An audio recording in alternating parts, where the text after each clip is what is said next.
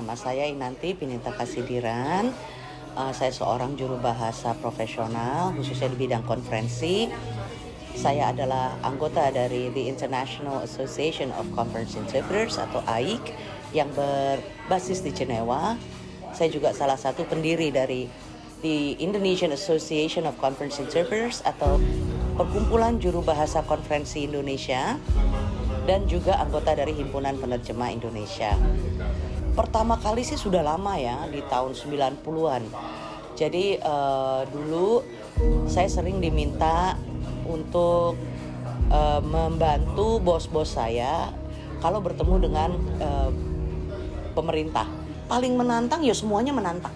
Kalau kita bicara konferensi internasional atau summit ya, KTT ya, pertemuan tingkat tinggi, konferensi tingkat, itu semuanya menantang. Saya sudah menjadi juru bahasa untuk berbagai kegiatan internasional. Misalnya APEC ya, kemudian G20. Yang menantang adalah ini adalah pertemuan tingkat tinggi. Dan saya bukan di side event, saya pasti di Leader Summit. Jadi yang pemimpin-pemimpinnya, kepala-kepala negara. Kita bicara kepala negara, tentu tantangannya luar biasa dong. Kita tidak boleh salah. Kita salah menjuru bahasakan itu antara perang atau damai gitu kan. Jadi itu tantangan paling besarnya gitu. Dan kita tidak pernah dapat yang namanya pidatonya, ya skrip-skrip itu gak ada ya. Jadi kita harus memang mendengar mereka, melihat mereka, mendengar mereka, memperhatikan intonasi mereka. Nah itu menantang. Seperti kayak kita bicara kemarin ya, pertemuan konferensi Asia Afrika, ini paling gampang nih. Kita kan seberapa jauh sih kita tahu tentang budaya Afrika? Ya, kita kan nggak tahu. Tapi yang berbicara itu kepala negara dari negara-negara Afrika, ya kan? Kita nggak tahu, dan itu menantang. Dan cara mereka bicara, cara mereka menyampaikan ujaran, pesan, itu kan sangat berbeda dengan Asia. Kemudian kita bicara tentang ASEAN, kepala-kepala negara ASEAN. Itu kan cara mereka bicara, cara mereka menyampaikan pesan akan sangat berbeda dengan negara barat. Nah ini kita tuh harus paham. Paling tidak kita harus mengerti maksudnya apa. Gitu. Kenapa dia menyampaikannya dengan cara itu? Ya, kita kan nggak tahu nih. Asia Afrika waktu itu tuh susah karena kita memang mungkin dari semua budaya yang ada, budaya Afrika itu yang paling kita nggak kenal kan ya. Kita cuma lihat di TV begitu-begitu aja gitu. Apa yang dibutuhkan? Yang dibutuhkan kemahiran bahasa, itu nomor 1. Kemahiran bahasa dalam arti bahasa Indonesianya harus bagus ya, dan juga bahasa Inggris. Kalau bahasa Inggris harus bagus, kalau Perancisnya harus bagus. Kenapa? Karena kalau tidak bagus orang tidak mengerti ya, dan ini yang bisa menimbulkan kesalahan persepsi. Kedua adalah pengetahuan umum yang luas. Jadi kita tuh sebagai juru bahasa harus tahu segala peristiwa di dunia. Karena pengetahuan ini yang nanti akan membantu kita dalam melakukan penjuru bahasaan. Kalau dari segi budaya ya itu adalah kita ya harus paham juga gitu. Orang Amerika tuh kalau bicara gimana sih? Orang Australia kalau ngomong gimana sih gitu. Kita harus tahu cara mereka berbicara. Bukan budaya dalam arti budaya seluruhnya, seutuhnya, tapi dari cara mereka bicara. Tapi orang selama ini selalu melihatnya dari segi bahasa asing, ya bahasa Inggris, bahasa Perancis. Semua orang lupa Indonesia terdiri dari berapa? 7.700 suku dan berapa ratus bahasa.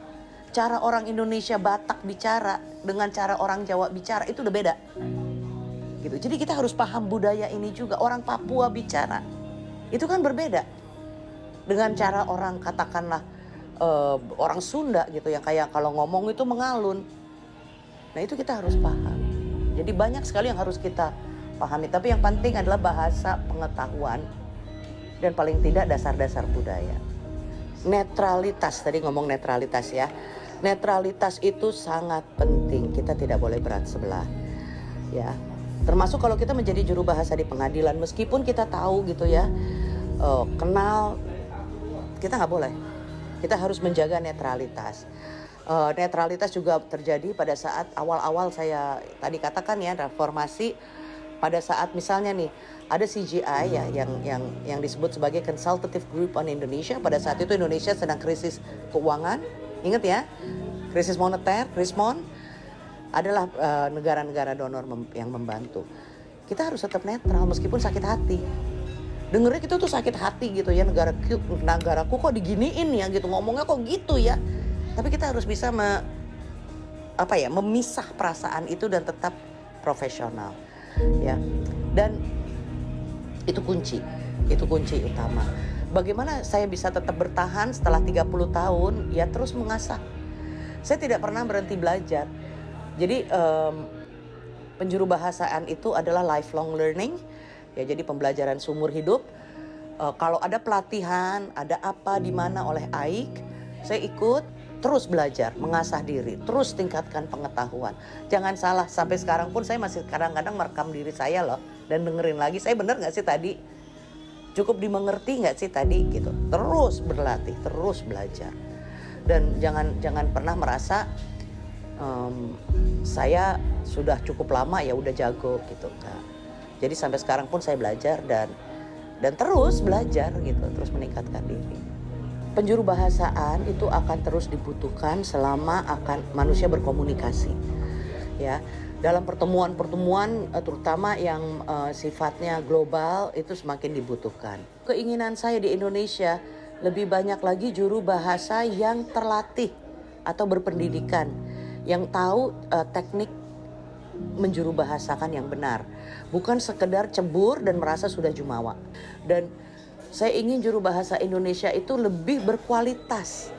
Jadi tidak sekedar orang yang bisa bahasa Inggris terus jadi juru bahasa. Saya ingin mereka tahu dulu apa itu penjuru bahasaan. Lebih banyak lagi yang terlatih. Lebih banyak lagi juru bahasa Indonesia yang go internasional. Seperti itu. Bagaimana mengembangkannya? Keinginan saya suatu hari nanti BISPRO bisa berkembang ya, dan menjadi salah satu tempat orang belajar penjuru bahasaan, tentang penjuru bahasan, tapi secara akademis ya. Jadi itu keinginan saya, supaya nanti itu lebih banyak juru bahasa yang mumpuni lah, yang berkualitas lah, yang lahir dari perguruan tinggi atau kursus-kursus yang digelar oleh perguruan tinggi ya. Jadi memang mereka mampu dan berkualitas. Itu cita-citanya saya sih untuk masa depan juru bahasa ke depan. Buat murid-murid saya, jangan pernah takut sama saya, itu satu ya. Coba di kelas saya, di kelas penjuru bahasaan terutama, coba latih, ikut, jangan diem saja. Coba ikut, volunteer, berlatih. Kita nggak pernah tahu loh. Saya tidak pernah tahu bahwa suatu saat saya akan berada di posisi ini ya.